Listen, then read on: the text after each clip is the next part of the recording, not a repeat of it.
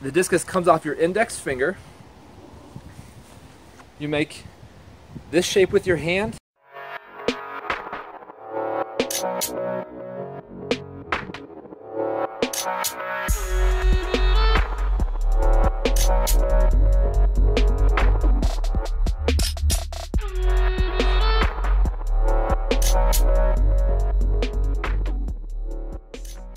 What's going to happen is the discus will set and rest on your index finger like this.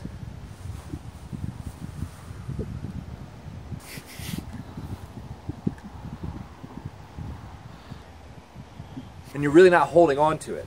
Like if you say like this is holding on to the discus, like such, the way you properly hold it, if you let it go, it falls out of your hand. If you have your hand open like this, you set it on the discus, and you get a good grip.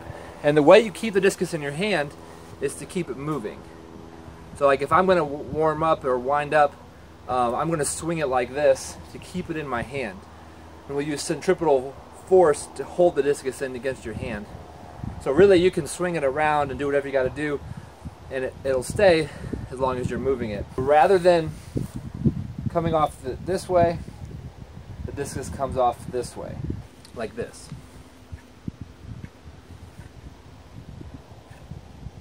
Now let me slow it down.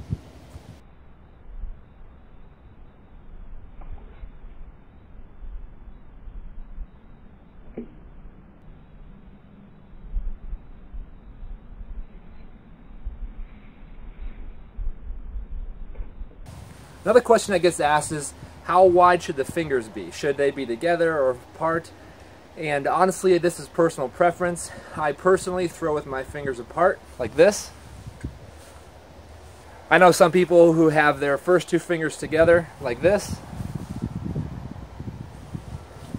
Honestly, as you throw, you'll figure out what's most comfortable to you. So if this is comfortable for you, go for it. If this is comfortable, go for it. Either way, it doesn't matter. In discus throwing, having the way the discus comes off your hand is as important as anything else. And it's a skill that you can learn. And if you go out and try to throw this and you never have before, you really quickly find out that it's not a natural movement.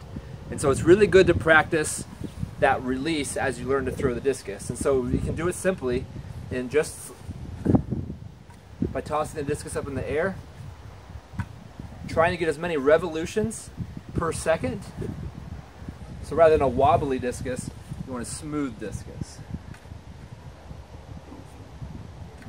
Another practical way to work on your release and the grip on the hand is to bowl on the ground. So essentially use that same motion where you throw up, except you throw it down across the grass. Another part of the discus throw and the release is when to let go of the discus. So how long is that discus staying in your hand? So let's just say if we're going to do a stand throw and you wind up, as you start to throw, discus comes around here.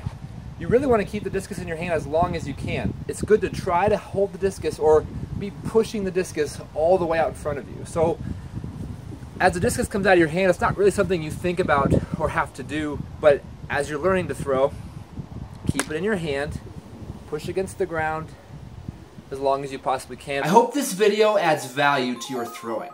And if you want to see more practical videos about discus training, be sure to click up here to subscribe to my channel. And if you want to learn how I can help you throw farther, click up here to go to my website. And I'll see you on the next video.